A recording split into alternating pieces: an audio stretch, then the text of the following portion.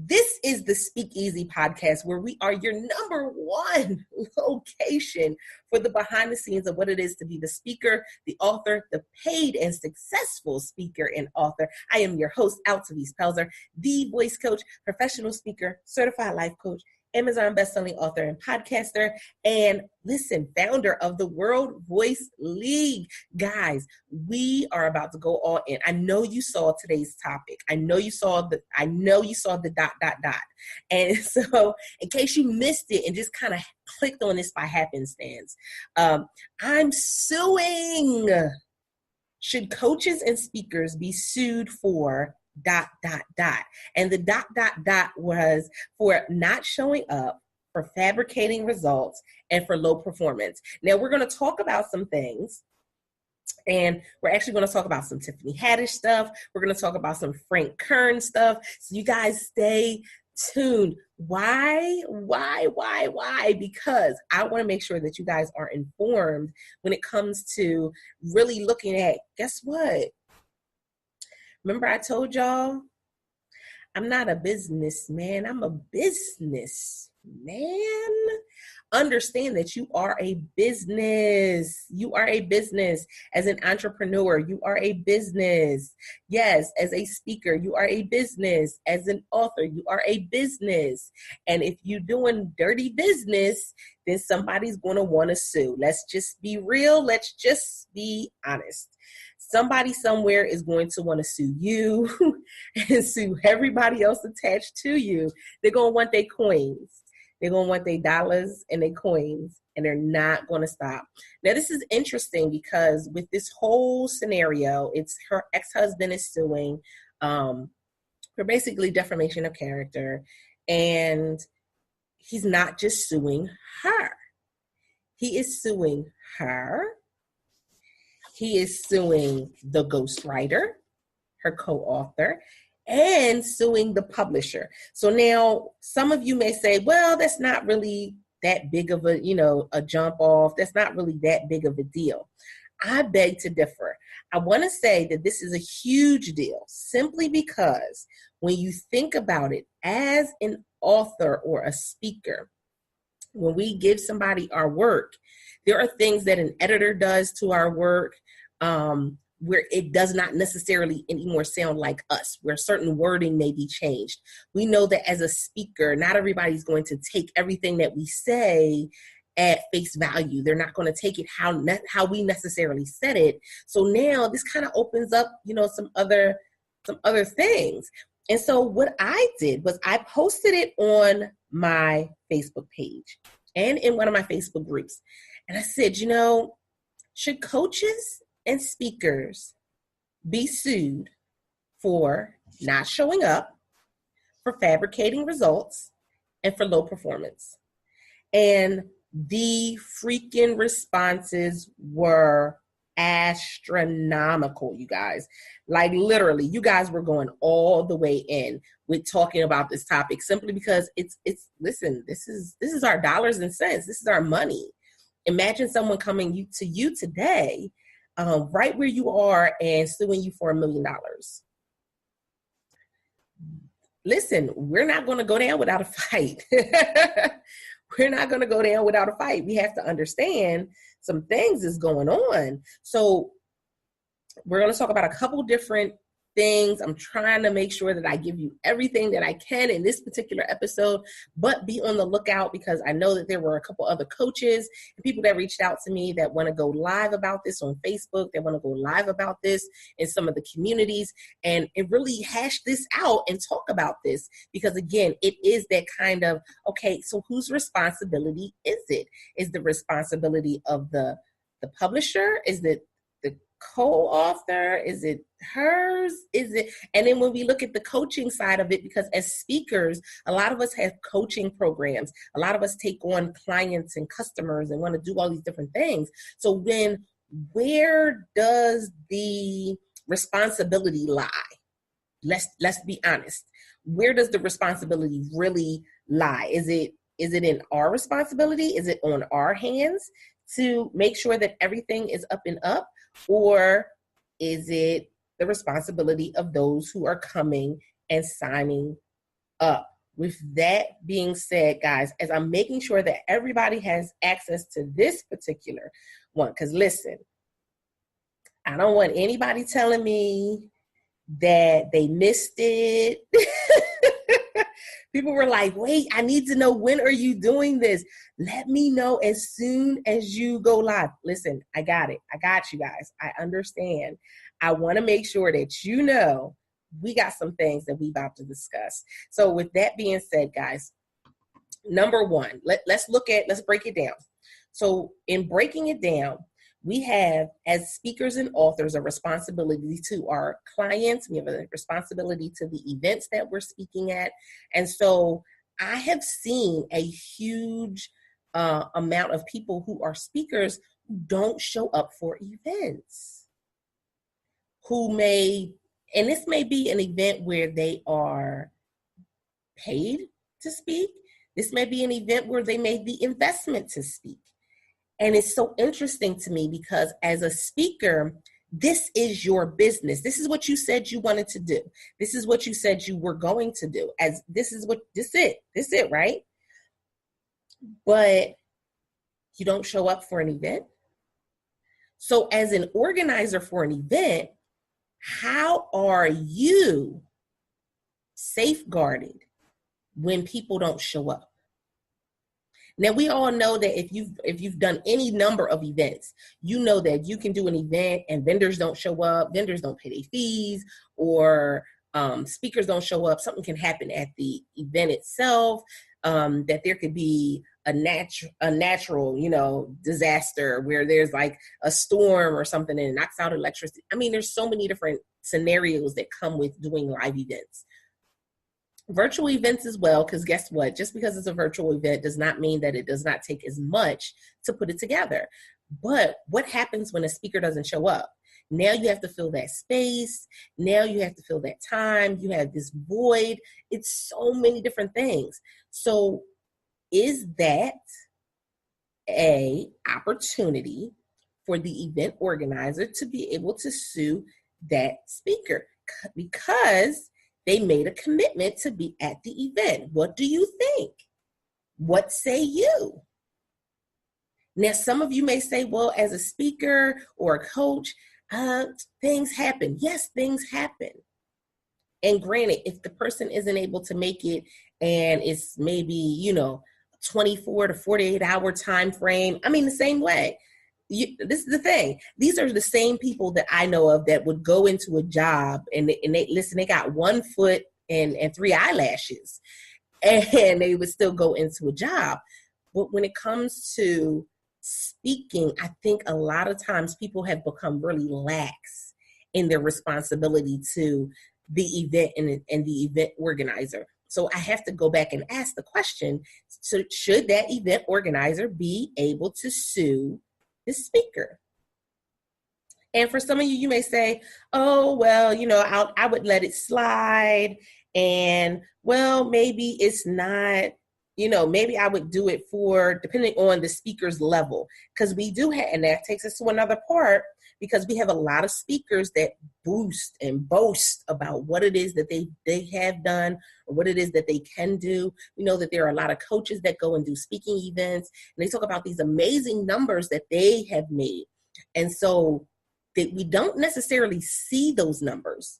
So we don't know the truth in those numbers until we actually get into the industry and get into their program and see what it is they actually have to offer. With that being said, there's a lot of people in the industry who are fabricating their results in order to get more engagement, in order to get more followers, in order to get more clients. And so you have some people that are telling you that they've made 6 figures, that they've made 7 figures, they've made 8 figures, and they haven't. They have not. And so where does the responsibility lay? because this is the comments that were being shared yesterday on the post. Where does the responsibility lie? So the responsibility, does it lie with the client in making sure that you do all you can to research the information before saying yes to that particular coach? Or does it lie with the coach or the speaker who is telling you all these amazing things that they've been able to do? And they may have made some great accomplishments, but they've embellished it a bit in order for them to seem like they are at a different level than what they are. So whose responsibility is it? Whose responsibility is it? And some of you will say, well, I have to say it's the responsibility of the presenter. I mean, you know, of the speaker or the coach. I have to say that it's the responsibility of the client for them to get the information. Guys, so why aren't they both taking responsibility?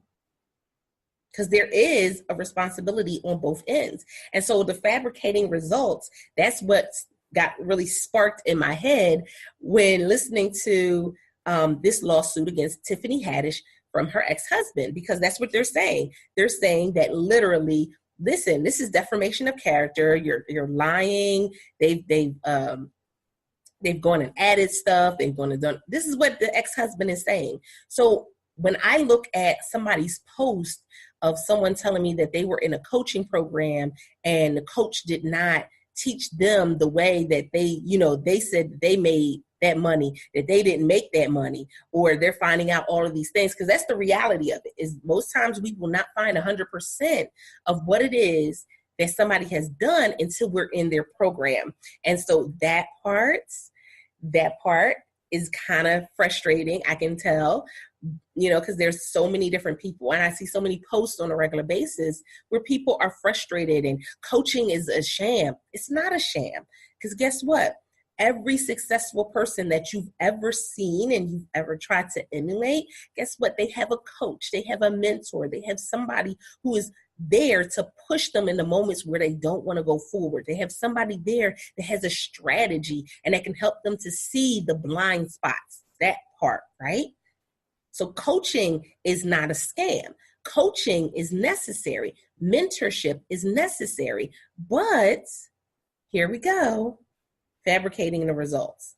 So should a client be able to sue their coach for fabricating the results, for saying, oh, I made 6 figures this year? Did you really? Did you really? Now, granted, I'm not checking nobody's W-4s. I'm not checking nobody's W-2s. I'm not checking nobody's taxes. I'm not checking nobody's anything. But we really have to go back and say, wow, looking at this lawsuit, they kind of can be held responsible. Partially, at least partially, especially when it comes to the fabricating results. Now, as far as the speakers not showing up for live events, I really think that's going to be at the discretion of the event organizer.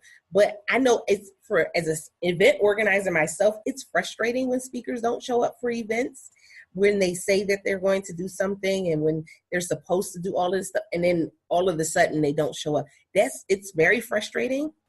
But you put yourself in a position to say, okay, I'm either going to take what I have and move forward with it, or I'm going to sit here bitter and upset. I can't sit there bitter and upset because I got people who are coming in who want the best out of this event. And so sometimes they just kind of muddle through it and push through. That also leads me to, again, so back to, you know, whose responsibility is it? As a client, what's your responsibility when it comes to you being in an event? I mean, not in an event, when you're in a program and doing the actual work. That was another thing that came up in the responses from this. Oh, hey guys, I see you guys rolling in. Look down. So that literally puts you in a whole other mindset. Okay, so let's look at it. I will go and I will read you some of these comments because they were bananas, guys.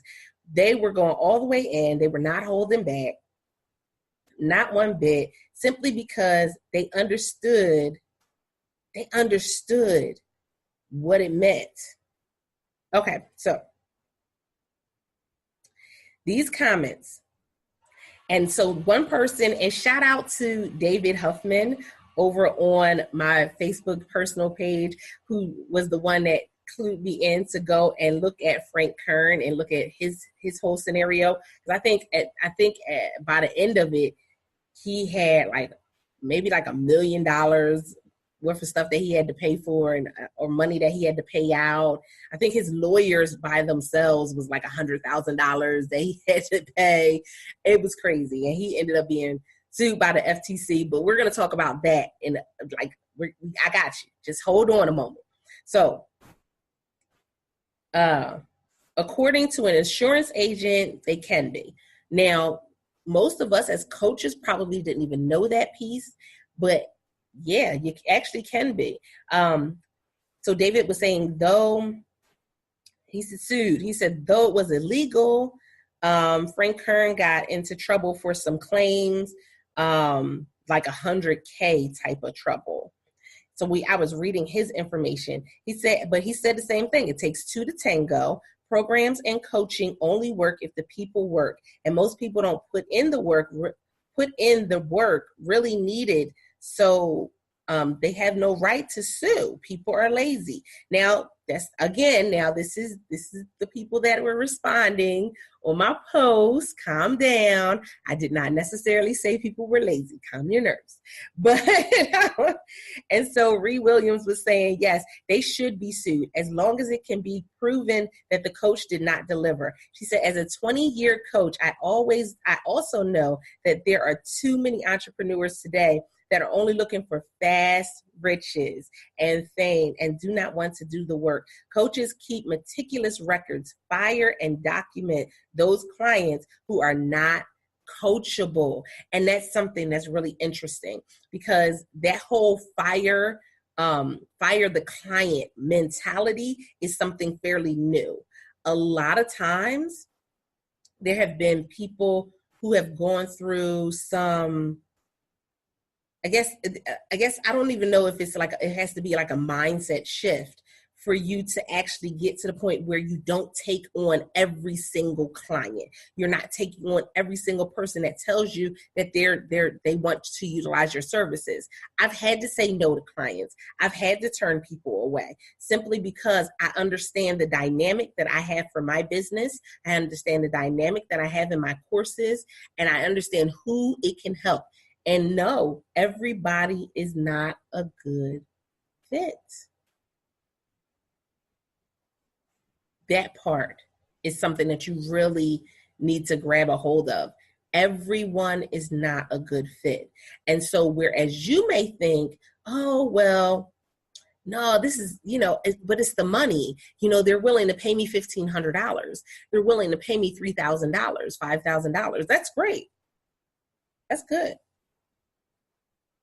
Now, on the interim, on the other side, on the outside of that, what is it going to be worth it?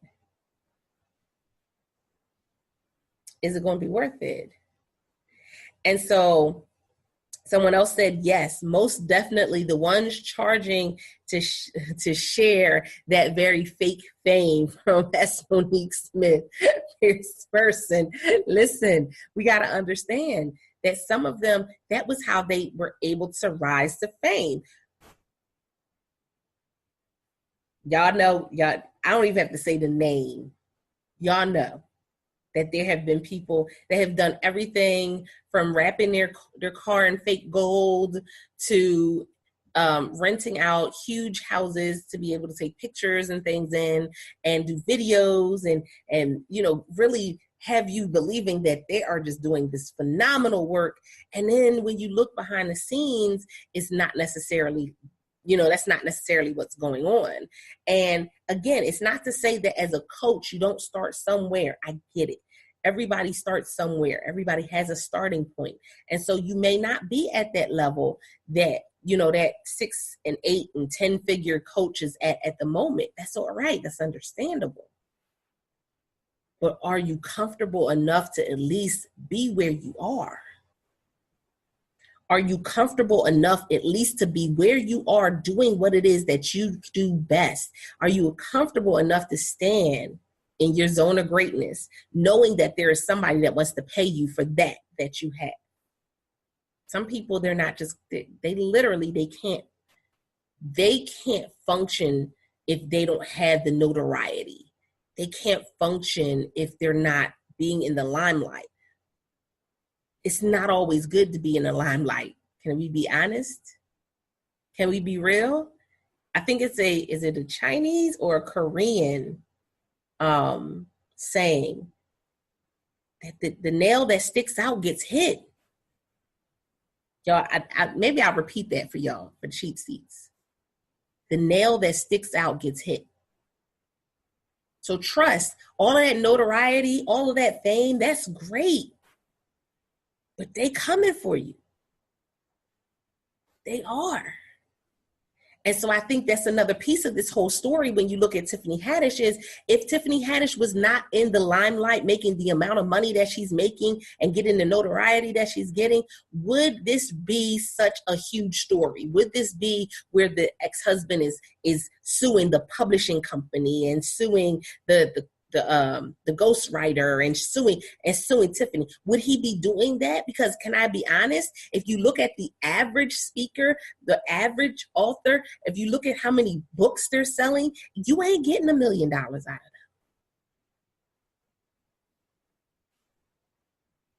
Honesty. You're not getting $1 million out of them. So yes, if you are the one that sticks out, you are going to get hit. Yes, they are going to pay attention to everything you do, everything you say, and exactly who you are. And not because they're trying to be mean, not because, oh, they're just the worst persons in the world. No, it's simply because guess what? That's where you are. You're in the spotlight.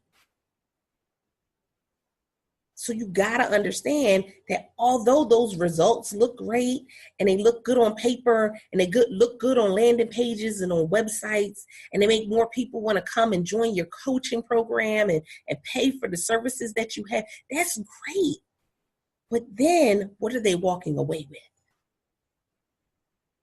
Are they actually, because this is the other thing, and I found this out in when I rebranded in 2019, look, wrong year. When I rebranded in 2016 and became, the face of my brand and started doing speaking, paid speaking and going and traveling and deciding that this was going to be a real career choice for me, I saw the back end of the coaching programs and the back end of the live events and the back end of what people do for notoriety and for success. I was able to see the back end on people buying likes and comments and followers and all of these things. And I looked around and was like, well, why? What is the purpose?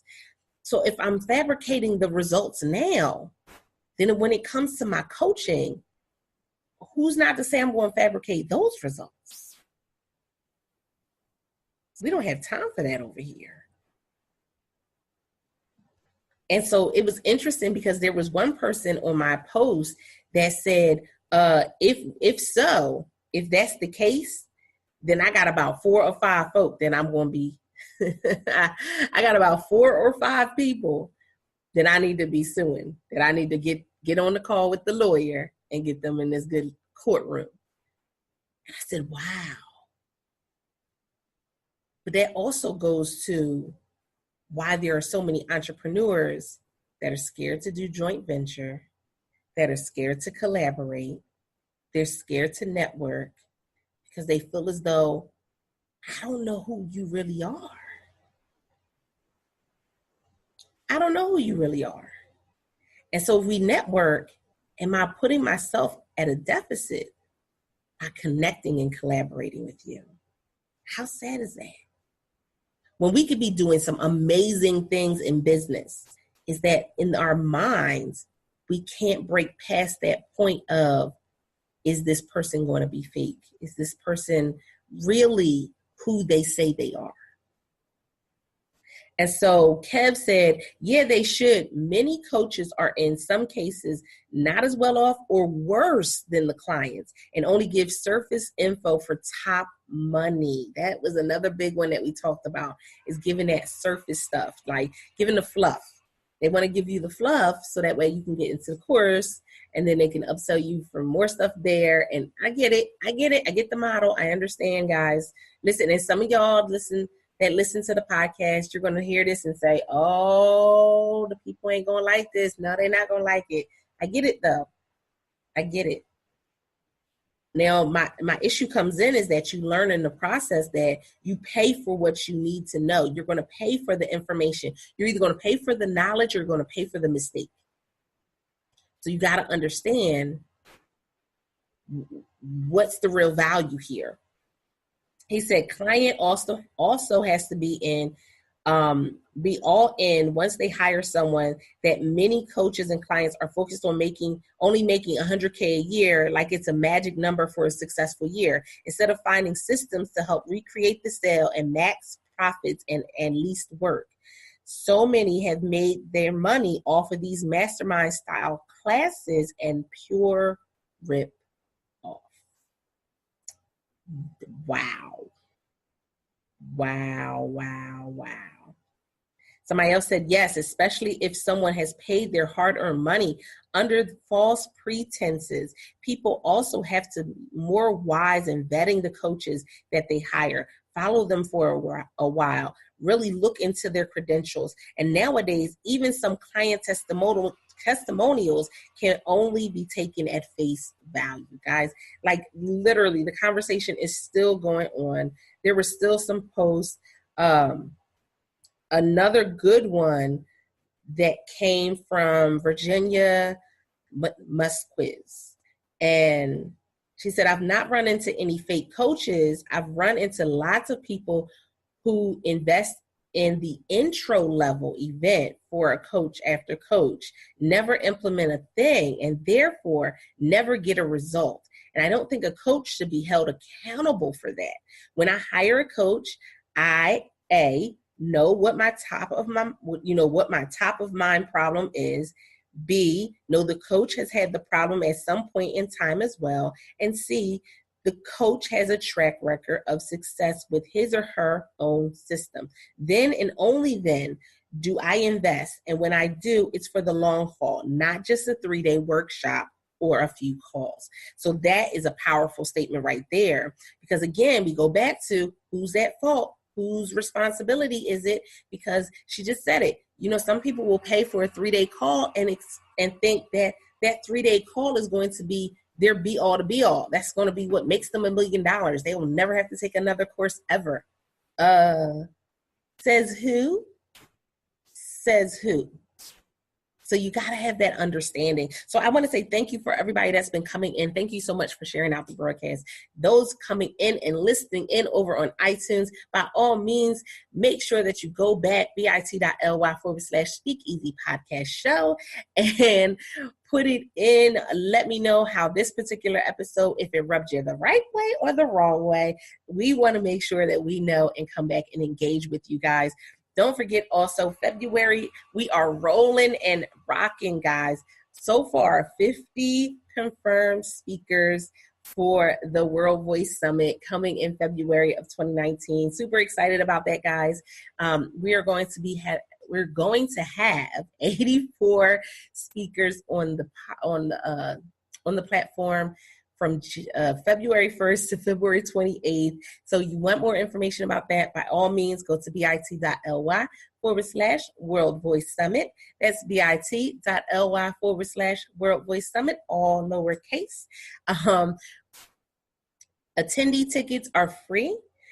So by all means, go ahead, sign up, get registered, so that way you can show up and see what these amazing speakers have to offer and what they're talking about when they come live. Listen, everything from real estate to podcasting to book publishing, guys, domestic violence, everything and anything, they are going all in, no holds bar. So I want to make sure you guys know that information. So let's get back into our topic. So now we talked about the not showing up. Not showing up is really major. And I think it's major in the smaller level events where you have the smaller name speakers who don't really have a full-on commitment to an event or a product. I've even had clients tell me that they did masterminds where the mastermind stopped showing up to the course halfway through the course. So we have to understand that, yeah, that does happen. It's not a pretty thing. And I don't even know if they received their money back once the mastermind stopped showing up. So you got to understand, yeah, not showing up is a real thing. People don't show up for classes. They show up and they're not really prepared to teach or all types of stuff. So you got to understand this is what's really going on in the industry, guys. This is not something where you blink twice and you're like, oh no, this is just a dream. It was all a dream. I used to read Word Up magazine. Yeah, no, this was not a dream. This was real. This is really happening. And people are putting in money and losing money daily because people aren't showing up. Then the fabricating the results. So this is the thing. The fabricating the results, again, we don't really know 100% of what somebody made. We don't have their tax return. We people can show us, and I'll be honest. Let's be real. People can show you, and this was big, 2016 into 2017. You saw a lot of people do this. They would show you their PayPal account.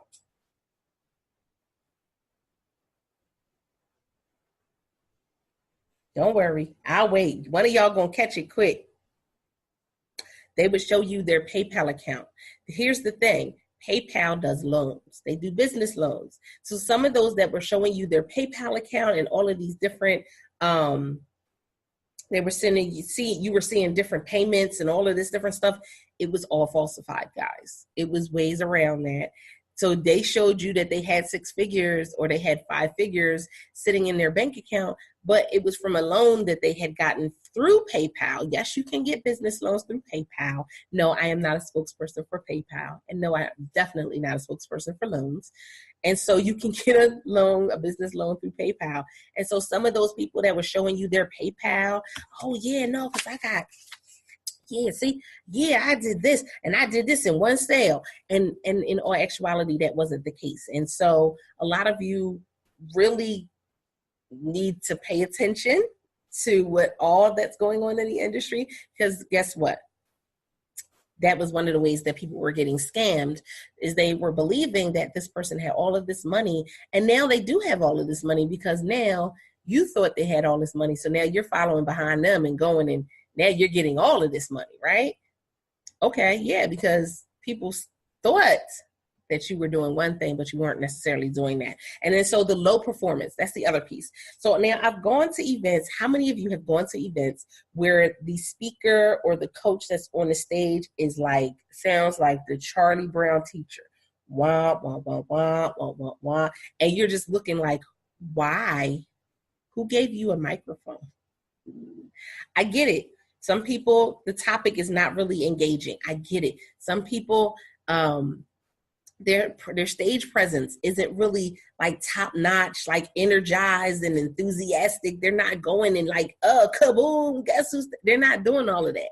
So I get that, because that's not everybody's personality. But what happens when there's a low performance, meaning they didn't promote, they didn't bring anybody, they didn't help sell tickets, and you're looking at them saying, well, the reason why I had you be a part of this is because I wanted you to sell tickets. I wanted you to do this. I wanted you to do that. And it didn't happen. So what happens in that part? What happens with the low performance when it comes to the classes? You sign up for a class and you attend the class and you don't get the information that you thought you were going to get, or you don't get the resources. You don't get the time that you thought you were going to get. And so now, what do? Now, granted, I've been in classes where people weren't paying attention, where they weren't 100% listening in, or they were focused on 9 other different things. And, you know, the coach was teaching and talking, and you're sitting and not taking notes in the car driving. I get it. Now, granted, I've seen people go and get, be in a car driving and they still listening in, they still asking their questions. I understand that part. But now with knowing that part, what am I really looking for? Because can I tell y'all something? When you invested in that class at that college level, you wasn't going to call in to the professor in order to listen to the class while you was in your car driving. When you paid for that college course, you wasn't going to keep showing up late if the professor told you that he closes the door 5 minutes before class starts. That means you're going to get your butt there 5 minutes before class starts. Right or wrong.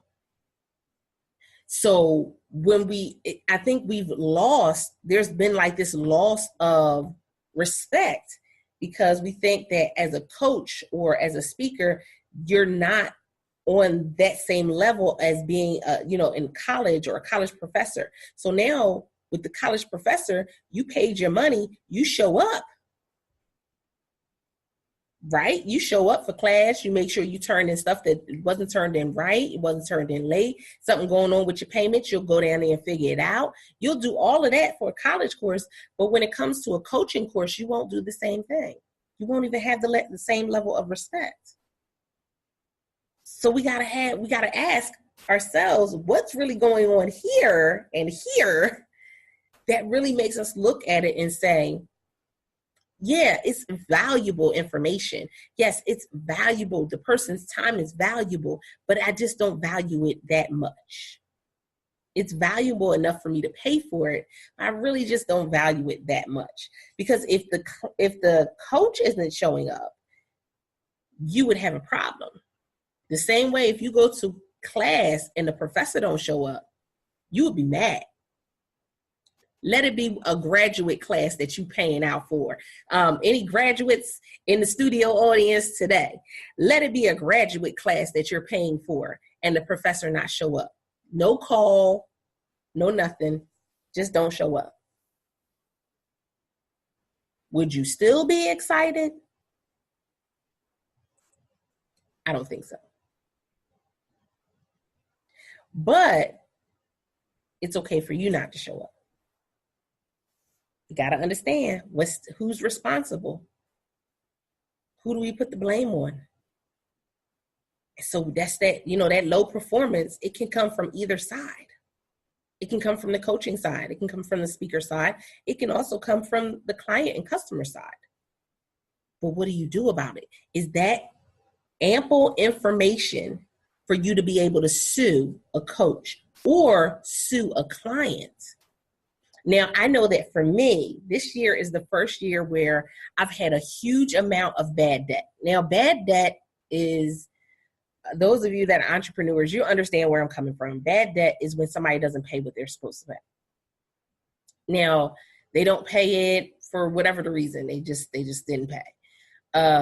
They lost track of payments. Something happened. They canceled it. I've had people not make the payments and then tell me that my course was the worst. And so I get it, when it comes to, the client themselves needs to take responsibility for some pieces of it.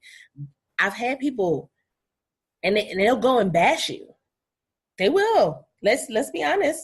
In the coaching world, people will go and they will bash you because they didn't make the payments, because they didn't do what they were supposed to do, because they didn't take responsibility for it. And so are we safe? Because I have people that did not pay for their sessions. 6-month program, $400 a month. You do the math.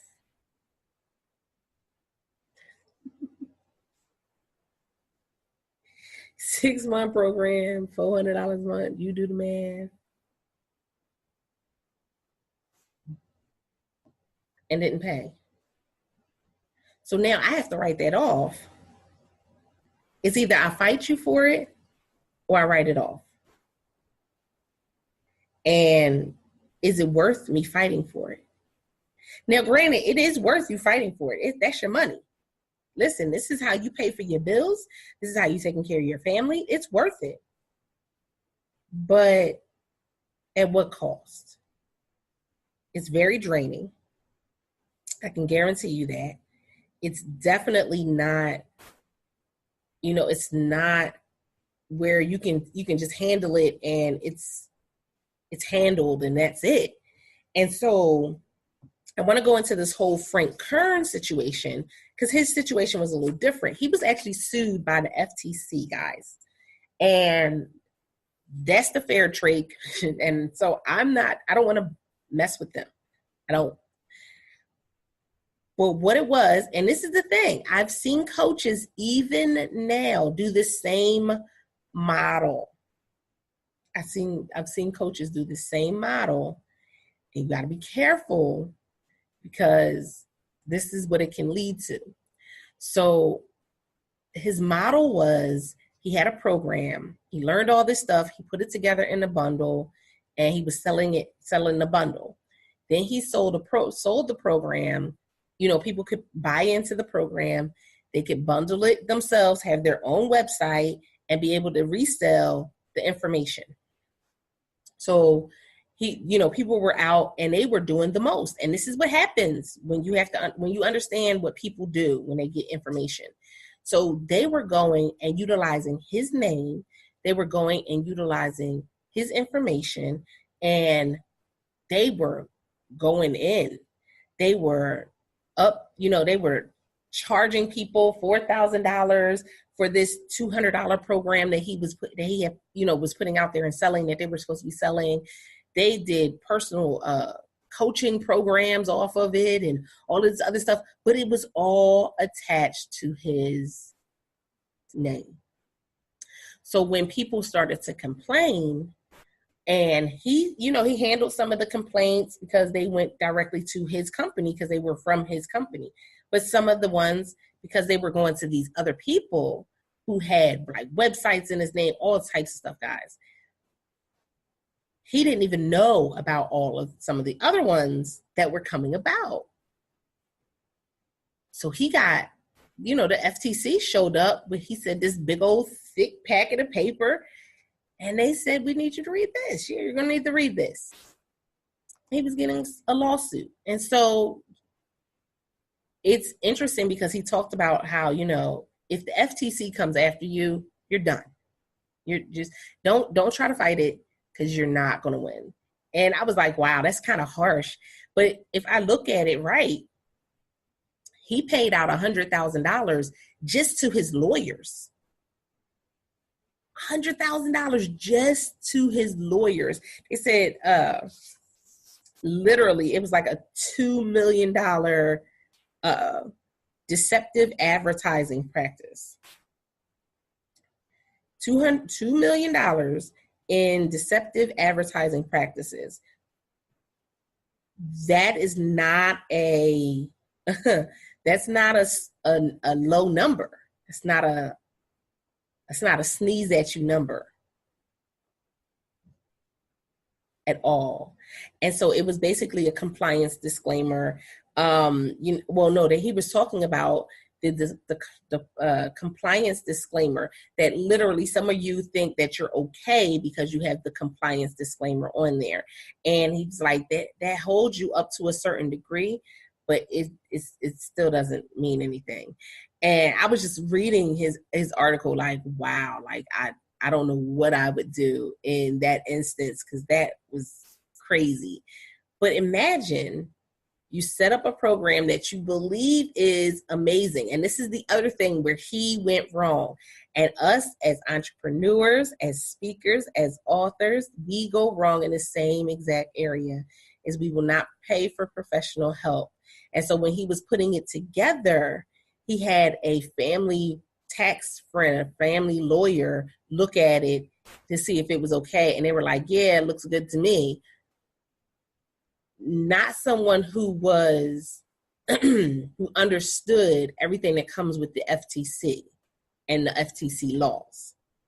So he shot himself in the foot.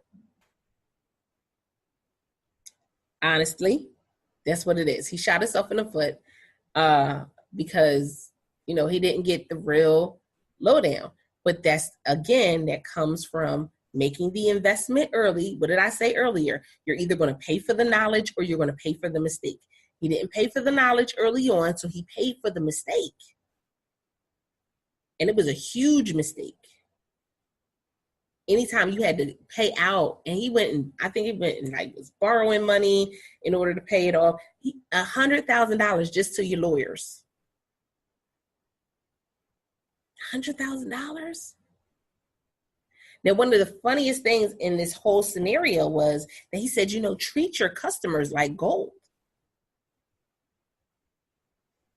As the coach, as the entrepreneur, as the speaker, treat your customers, treat the audience like gold. Treat the customers and clients that sign up with you like gold. Treat the people in your membership like gold.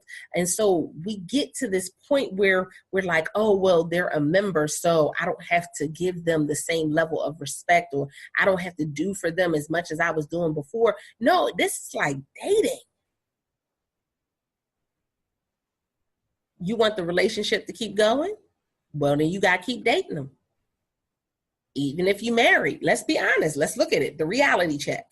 Date your clients. I did a training on this for my clients earlier this year. I think in like February, because I said, so many people go and they run amok because you just want this person to sign up and this person to sign up and this person to sign up, and great. And then you treat people like crap. You herd them like cattle. You don't know everybody's name. You don't pay attention to what's going on. They just there. They're a number. Well, guess what? Can we be honest? We've seen in the last couple years, the big companies that have moved forward with treating people like cattle, and you just an email on the email list. Guess what? Most of them closing their doors.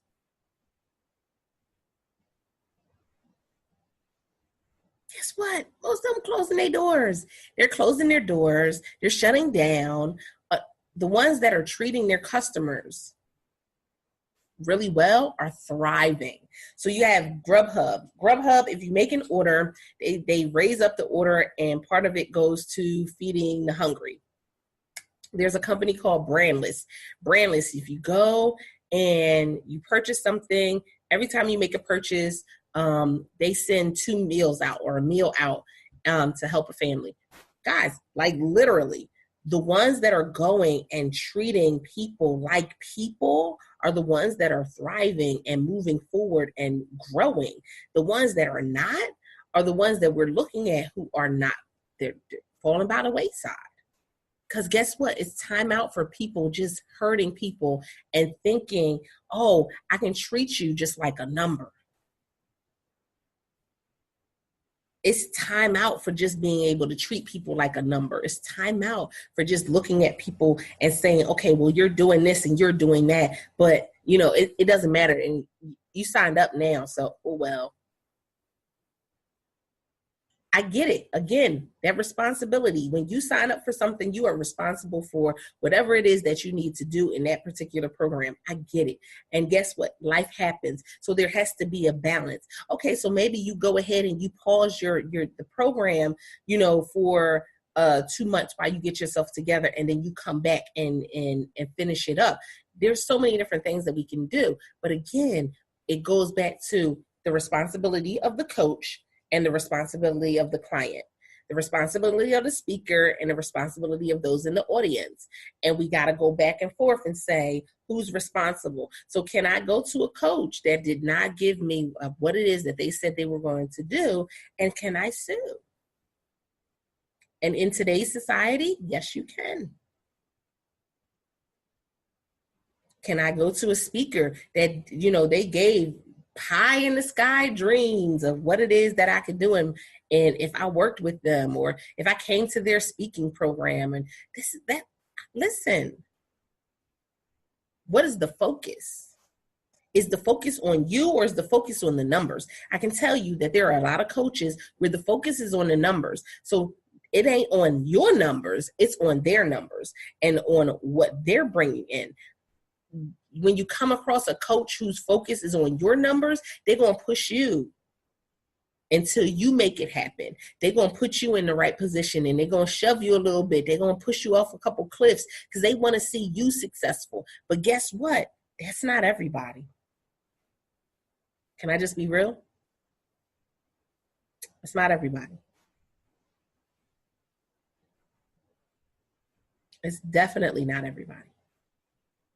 So you got to understand, when I say to you, I'm suing, should coaches and speakers be sued for not showing up, for not delivering, for falsifying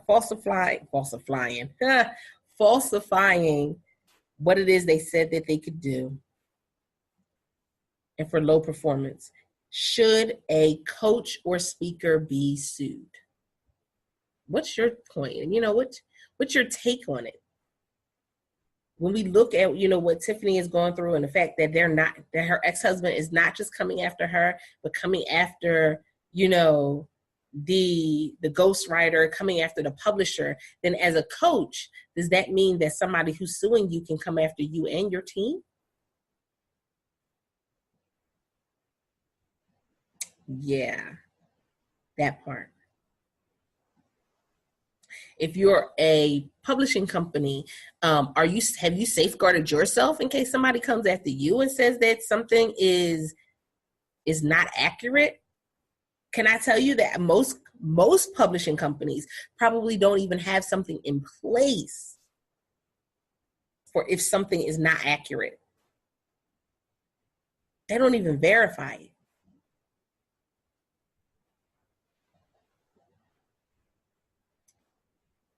You better figure out what's going on, guys.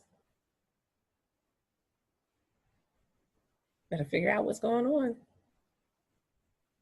because you'll be setting yourself up for failure instead of setting yourself up for success. So I'm super excited, guys. Thank you guys so much for coming in and listening to this particular episode. Guys, we're trying to move forward in 2019 and in the years beyond. We're trying to go and grab a hold of some success. So with that being said, make sure that you are covering yourself 100%. Make sure that you are putting yourself in a position to where you can make the most of your day, guys.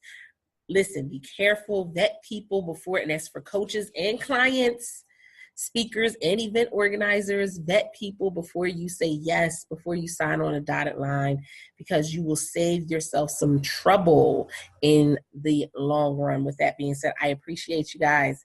And this is the Speak Easy podcast. If you would like to be a guest on the podcast, go to bit.ly/Speak Easy podcast, all lowercase, and you can choose a date that works best for you. I would love to have you on as a guest, by all means, as well as reach out to us. We want to know how this particular episode made you feel.